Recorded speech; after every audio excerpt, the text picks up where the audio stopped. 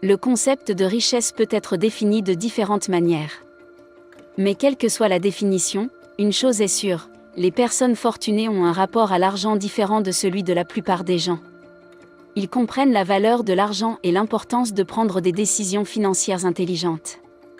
L'une des caractéristiques des personnes fortunées est leur capacité à éviter de gaspiller de l'argent pour des choses qui ne leur apportent pas de valeur significative ou de retour sur investissement. En identifiant ce qui vaut la peine d'être investi et ce qui ne vaut pas la peine de l'être. Les personnes fortunées sont capables de construire et de conserver leur patrimoine au fil du temps. Dans cette vidéo, nous allons explorer certaines des choses pour lesquelles les personnes fortunées ne gaspillent jamais leur argent, et les raisons qui sous-tendent leurs décisions financières.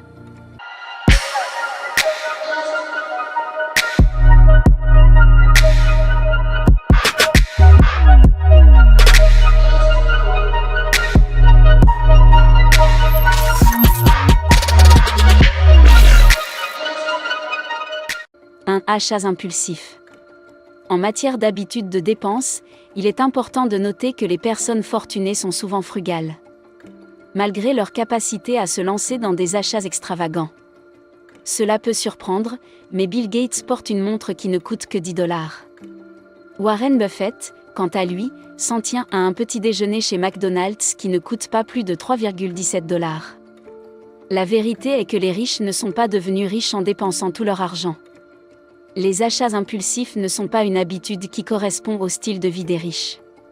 Si nous sommes nombreux à être entrés dans un magasin avec l'intention d'acheter une seule chose et d'en ressortir avec un chariot rempli d'articles, cette pratique n'est pas courante chez les riches. Au contraire, ils ont tendance à planifier soigneusement leurs achats et à éviter les achats impulsifs. En effet, les dépenses impulsives peuvent conduire au gaspillage, aux dépenses excessives et à l'endettement, trois choses que les personnes prospères évitent. En achetant avec soin, les personnes fortunées peuvent atteindre un niveau de vie plus élevé sans sacrifier leur stabilité financière. Deuxièmement, suivre les tendances. La pression pour se conformer aux tendances de la société ou l'influence des pairs peuvent être fortes, mais il n'est pas nécessaire de s'endetter pour suivre. Même si vos amis, vos voisins ou vos collègues possèdent les derniers gadgets technologiques indispensables, cela ne signifie pas que vous devez en avoir un aussi. Vous découvrirez peut-être que ces personnes n'ont pas non plus les moyens de s'offrir ces articles et qu'elles succombent simplement à la même pression que celle à laquelle vous essayez de résister. Selon les rapports, la plupart des travailleurs américains vivent d'un chèque de paie à l'autre, et les personnes fortunées comprennent que la définition d'une vie bien vécue est subjective. Les milliardaires ne possèdent peut-être même pas le dernier iPhone, mais ils pourraient facilement acheter un magasin entier s'ils le souhaitaient. Votre réalité personnelle est plus importante que les perceptions des autres. C'est à vous de décider à quoi vous voulez que votre vie ressemble aujourd'hui et à l'avenir et de ne laisser personne d'autre prendre cette décision à votre place. Troisièmement, les billets de loterie. Pour vraiment atteindre la richesse, il n'est pas sage de jouer à la loterie. La loterie est un moyen rapide et garanti d'épuiser vos fonds. De plus, les personnes fortunées n'ont généralement pas l'habitude de faire la queue à la supérette pour acheter des billets de loterie.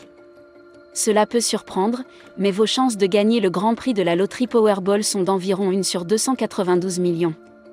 Il est donc important de ne pas penser que les chances sont en votre faveur. Si vous prenez le temps de faire le calcul, vous découvrirez qu'un billet de Powerball ne coûte que 2 $, ce qui peut sembler peu. Mais si vous achetez 2 billets, chaque fois que vous vous rendez au magasin pendant un an, vous aurez perdu plus de 4 cents $. Ces statistiques peuvent paraître alarmantes. Mais il existe des moyens plus efficaces de faire fructifier ces 400 $. Au lieu de jeter votre argent durement gagné par les fenêtres, vous pouvez l'investir dans des objectifs de développement du patrimoine tels que la retraite ou les frais d'inscription à l'université. En outre, si vous investissez les mêmes 416 $ par an à un taux de rendement de 5%, vous pourriez disposer de 28 055 $ dans 30 ans. Quatrième marque de luxe.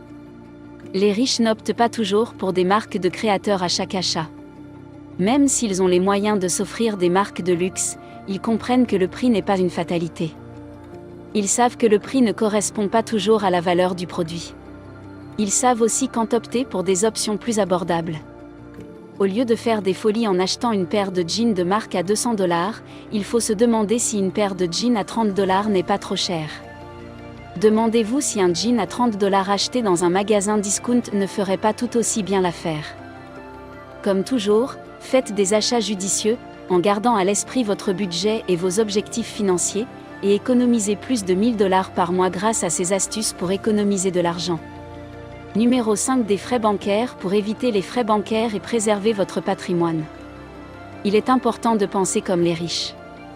De nombreuses banques facturent des frais de gestion mensuels pour certains comptes, qu'il vaut donc mieux éviter. Optez plutôt pour un compte transactionnel décent qui vous épargnera le stress et les frais inutiles.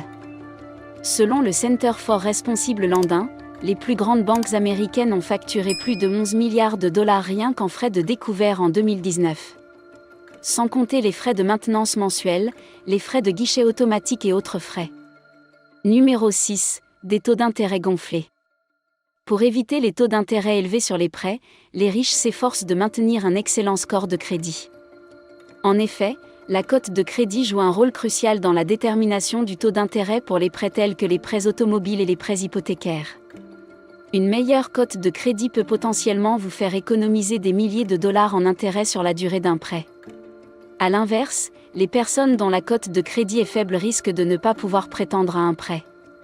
Les personnes qui réussissent s'assurent d'avoir un dossier de crédit impeccable en payant leurs factures à temps, en maintenant un faible niveau d'endettement et en corrigeant toute erreur dans leur dossier de crédit. Si vous avez déjà un bon historique de crédit, mais que vous avez un solde sur certains comptes de carte de crédit, vous pouvez envisager de demander une limite de crédit plus élevée à l'émetteur de votre carte. Cette action peut réduire le pourcentage de crédit disponible que vous utilisez et potentiellement améliorer votre score. En outre, des taux d'intérêt plus bas vous aideront à rembourser vos soldes plus rapidement. Septièmement, les garanties prolongées. À un moment ou à un autre de votre vie, on vous a peut-être demandé si vous souhaitiez bénéficier d'une garantie prolongée.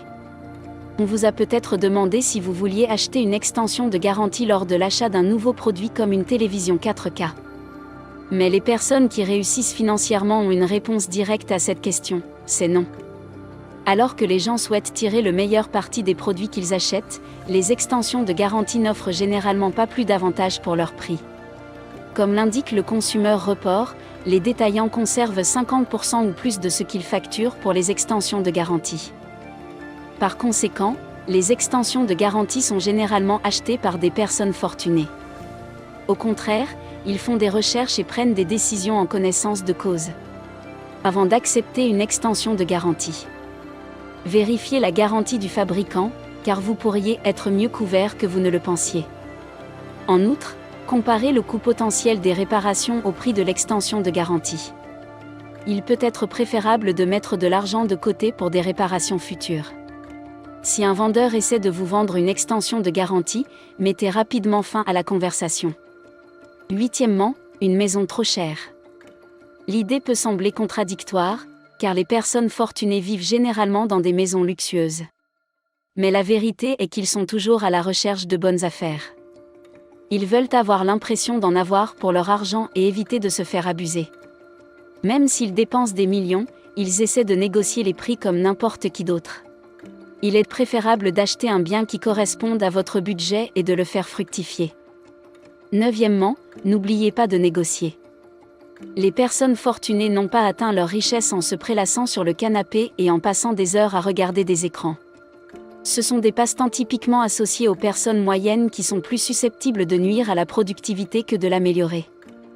Il est rare de rencontrer des personnes fluides qui gaspillent leur argent dans des bouquets de télévision extravagants ou dans les jeux vidéo les plus récents. Selon les données Nielsen de 2015, les adultes issus de ménages gagnant moins de 25 000 $ par an passent beaucoup plus de temps à consommer des médias tels que regarder la télévision, jouer à des jeux vidéo ou écouter la radio que ceux issus de ménages gagnant plus de 75 000 $ par an. Ces résultats suggèrent que les ménages à faible revenu utilisent davantage d'appareils que les ménages à revenus plus élevés. Le livre Rich Habits de Thomas Corley confirme cette idée, puisque 67% des personnes riches déclarent ne pas regarder la télévision. Toutefois, il est essentiel de faire la distinction entre les jeux vidéo de loisirs et l'utilisation des jeux comme source de revenus, car certaines personnes gagnent des sommes considérables en travaillant derrière des écrans toute la journée. Voilà qui conclut la vidéo d'aujourd'hui. J'espère que vous l'avez appréciée et qu'elle vous a été utile. Si c'est le cas, Je vous invite à lever le pouce et à vous abonner si vous êtes nouveau sur la chaîne et que vous souhaitez voir d'autres contenus de ce type. Sur ce, je vous souhaite une excellente journée et je vous donne rendez-vous dans la prochaine. Vivre et non survivre. Soyons prospères.